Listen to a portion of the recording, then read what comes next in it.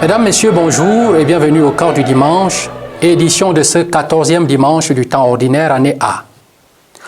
Le savoir et la sagesse sont des instruments qui expriment la puissance pour les hommes de notre temps.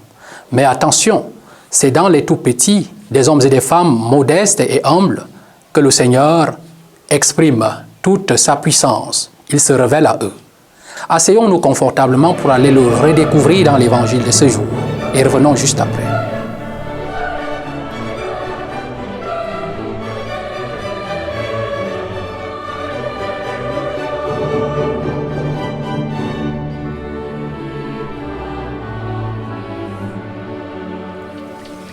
Le Seigneur soit avec vous et avec votre esprit.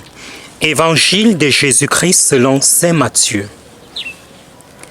En ce temps-là, Jésus prit la parole et dit : Père Seigneur du ciel et de la terre, je proclame ta louange. Ce que tu as caché aux sages et aux savants, tu l'as révélé aux tout-petits. Oui, Père, tu l'as voulu ainsi dans ta bienveillance. Tout m'a été remis par mon Père. Personne ne connaît le Fils sinon le Père, et personne ne connaît le Père sinon le Fils, et celui à qui le Fils veut le révéler. Venez à moi, vous tous qui peinez sous le poids du fardeau, et moi, je vous procurerai le repos. Prenez sur vous mon joug, devenez mes disciples, car je suis doux et humble de cœur, et vous trouverez le repos pour votre âme. Oui, mon joug est facile à porter et mon fardeau léger. Acclamons la parole de Dieu. Louange à toi, Seigneur Jésus.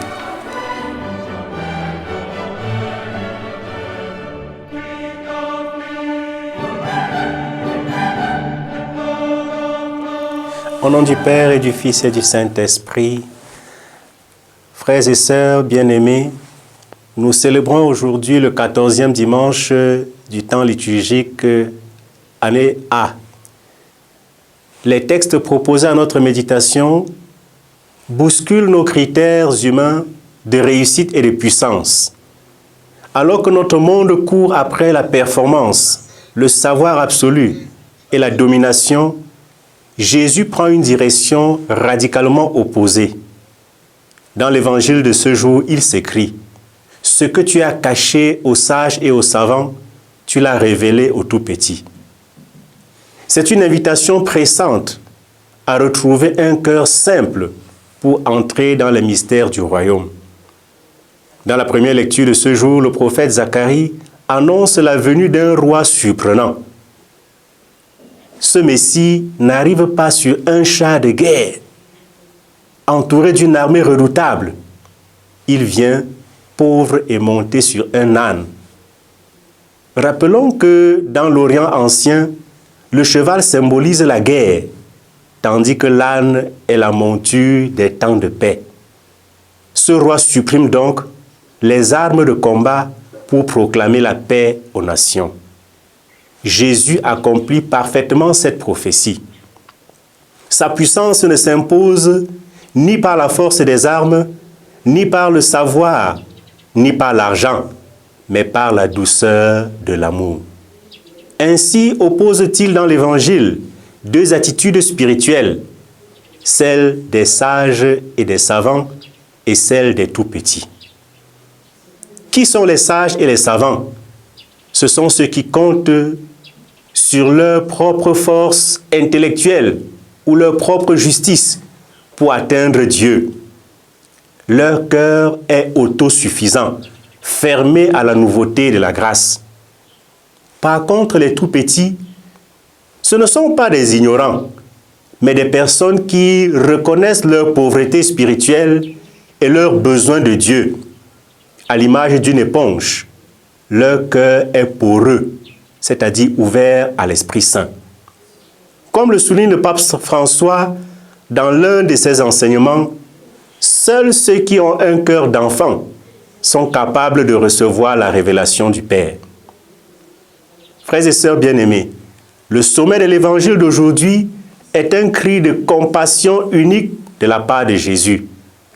Venez à moi, vous tous qui peinez sous le poids du fardeau, et moi je vous procurerai le repos. Oui, mon joug est facile à porter et mon fardeau léger. Quels sont nos fardeaux? Ce sont nos culpabilités, nos blessures, la peur de l'avenir, mais aussi le poids des exigences légales que la société ou nous-mêmes nous imposons. En quoi consiste le joug du Christ? Le Christ nous demande de prendre son joug. Un joug se porte à deux. Porter le joug du Christ, c'est accepter de marcher à son rythme, relié à lui. Porter son joug, c'est assumer les exigences de l'amour, c'est aimer avec lui. Et plus nous l'aimons, plus nous devenons avec lui des personnes qui aiment, disait le pape Benoît XVI. Jésus ne nous épargne pas la souffrance. On ne peut aimer sans souffrir. Mais son fardeau est léger, car cette souffrance ne provient pas de notre égoïsme. Il est entièrement tissé d'amour et porté avec l'aide de l'Esprit Saint. Saint Paul, dans la deuxième lecture de ce jour, nous rappelle que nous n'appartenons plus à la chair, mais à l'Esprit. Vivre selon l'Esprit, c'est déposer nos armures d'orgueil pour revêtir l'humilité du Christ. En cette Eucharistie, frères et sœurs, demandons la grâce de la simplicité. Approchons-nous de l'autel avec nos fatigues et nos fardeaux, certains que le cœur doux et humble de Jésus est notre unique et véritable repos.